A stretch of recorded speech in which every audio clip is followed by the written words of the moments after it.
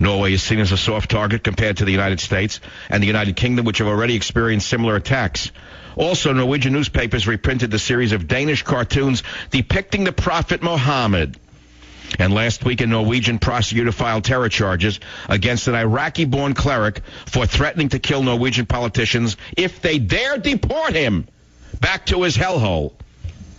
And he warned Norway they would pay a high price. Now, you need to know that Norway, like the United States, has an immigration problem.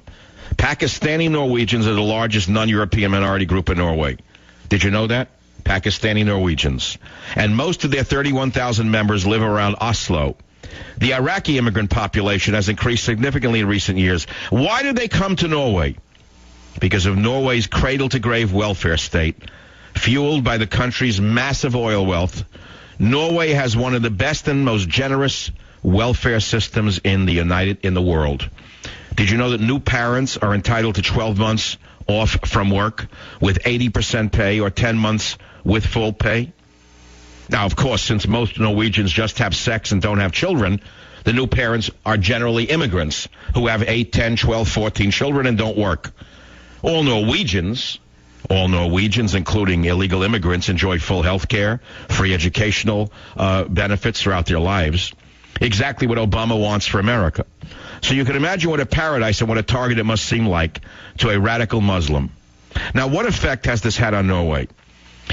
This has brought radical when I say what has this immigration had on Norway is the question. It's brought radical Jew hatred, for one. Did you know that Norway's a center for anti-Semitism?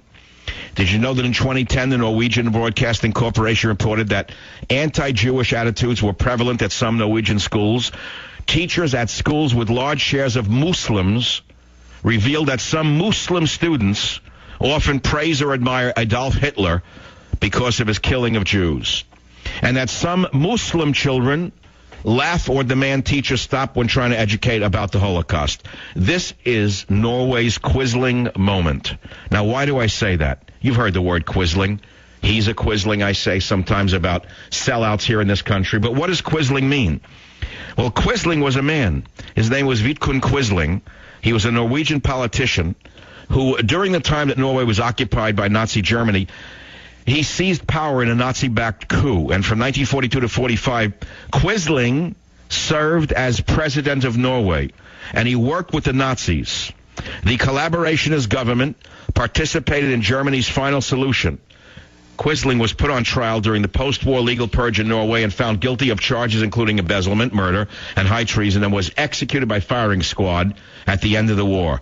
But Quisling's name became a synonym for a traitor.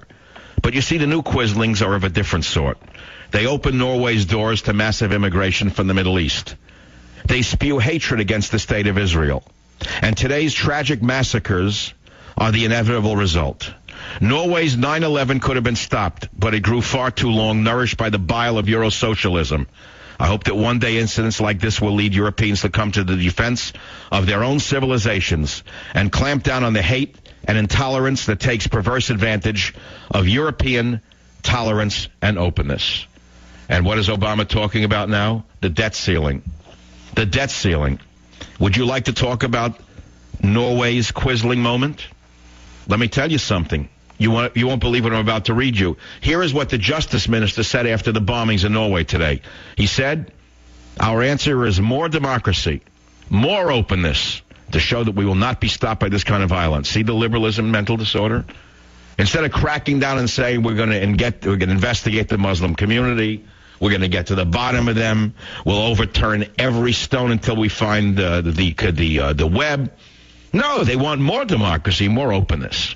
I think what the Norwegians really ought to do is close down the few remaining churches, because, let's face it, a cross is an affront to should have any reference to their historical past, because that unto itself shows an insult to Islam. In order to be tolerant, the Norwegians should erase all of their history. In fact, if the Norwegians really wanted to show tolerance and openness, I suggest they eliminate the Norwegian language, and they study Arabic, and they teach Arabic, and make Arabic the official language of Norway. Because that way the newcomers will feel, let us say, welcome. And of course they could give their daughters over to them. Not that there's a shortage of them willing to throw themselves at their feet, but they could give their daughters over to them.